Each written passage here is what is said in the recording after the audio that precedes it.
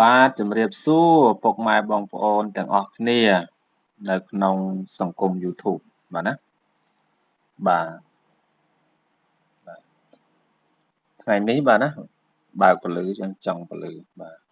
ថ្ងៃនេះខ្ញុំចែកជាវណាបាទចែកជាវបាននៅបាទវត្ថុស័ក្តិសិទ្ធិបាទហៅថាចង្កូមខ្លាណាបាទចង្កូមខ្លាបាទបាទចង្កូមលើណាចង្កូមលើបាទនេះជារបស់បុរាណបាទណារបស់បុរាណបានន័យថាជារបស់យូរណាបាទគាត់ពាក្យបាទណាថារក្សាគោរពមកឡើងយូរបាទឡើងអាឡងហ្មងបាទមើលសាច់ឡើងអាឡងហ្មងពាក្យបាទស្រោបបាទ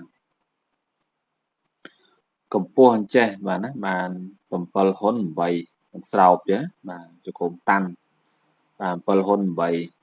ហើយប្រទាលស្ទឹងចេះទាំងស្រោបបាន1ហ៊ុន8បាទ1ហ៊ុន8បាទហើយចង្គង់អញ្ចឹងណា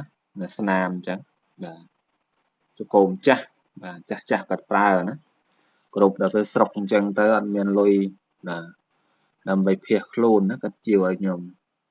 បាទខ្ញុំជាវបាននៅខេត្តបៃលិននេះឯងបាទណាខ្ញុំជាវបាននៅខេត្តបៃលិនបាទស្អាតបាទស្អាតណាអត់មិនប្រេះស្រាំតណាទេណា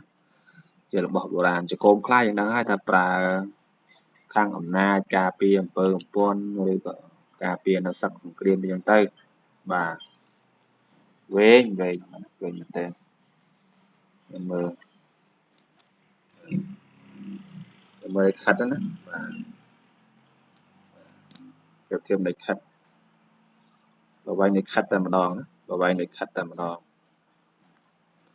បាទបាទជារបស់ចាស់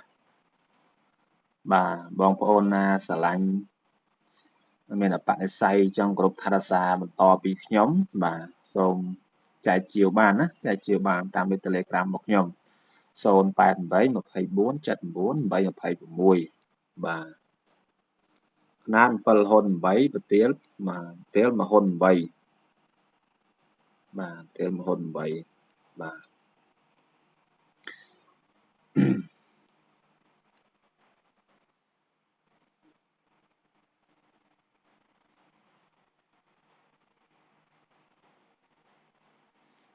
គាត់បញ្ជាក់ដែរថាចង្គមខ្លាធំបាទណាបាទជារបស់តៃសាបាទបានជំនាន់ខ្មែរក្រហមបាទជំនាន់ខ្មែរក្រហមនឹងធ្វើសឹកធ្វើសង្គ្រាមហើយគាត់ក៏ជនជាតិដាច់ខ្លួនដែរគាត់ជាបានអំពីគេហៅពួកជនជាតិណាបាទសម្រាប់អានមួយពួកជនជាតិក៏ជួនគាត់ជំនាន់ខ្មែរក្រហមពួកជនជាតិថារបស់តៃសាបាទចឹងឲ្យប្រើទៅពីជនជាតិមកគាត់ហ្នឹងបាទឡើងអាឡងព្រិលតែម្ដងហ្នឹងអាឡងបាទសាច់នឹងស្អាតបាទអ្នកលេងចង្គមខ្លាហ្នឹងគាត់តែមើលដឹងឆ្អឹងខ្លាចង្គមខ្លារបស់ពិតណាបាទនេះរបស់សុទ្ធស៊ីនបាទមិនសុទ្ធមិនស៊ីនមិនយកបច្ច័យណាសុទ្ធតែមានសុទ្ធ100%របស់ពិតបុរាណពិតបាទជាវបានបាទអាហ្នឹងបានចង្គមមួយបានខ្នាយមួយណាខ្នាយនេះប្រទាលបាន12ហ៊ុនទេបាទប្រទាលបាន12ហ៊ុនទេតែដល់ពេលកម្ពស់នេះបាន13ហ៊ុនមួយណាកុំមកកាត់14ហ៊ុនណាបាទនេះគេត្រឹមទុកថែសាងគេអញ្ចឹងបាទនេះគឺតៃសា100%ប្រទាល2ហ៊ុនបាទណាបាទហើយស្នាមបន្តិចបាទណាស្នាមគេកាប់យកណាបាទត្រូវកបុកកបិតបន្តិចបាទណាមុខប្រទាលស្អាតបាទស្អាតបាទភ្លឹង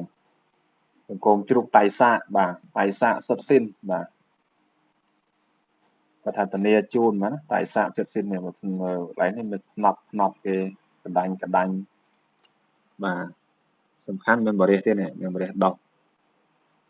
ខុសខ្មែរយើងណាបាទនេះណាបាទនេះ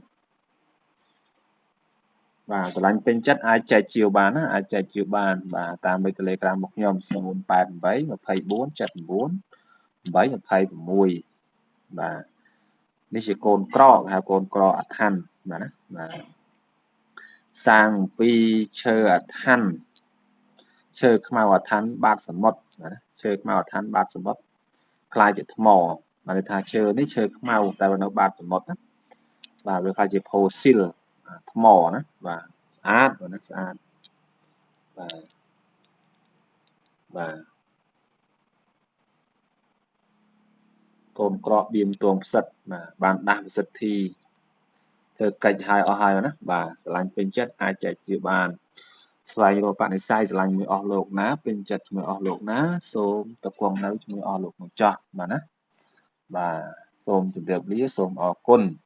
អ្នកដែលបានឃើញជាកូនខ្លារបស់ខ្ញុំកណាតហើយឃើញកូនក្រក់ហើយនោះក៏សូមឲ្យអ្នកនោះមានលៀបមានជ័យស្រីសួស្តីឈ្នះអស់មាសសត្រូវបាទ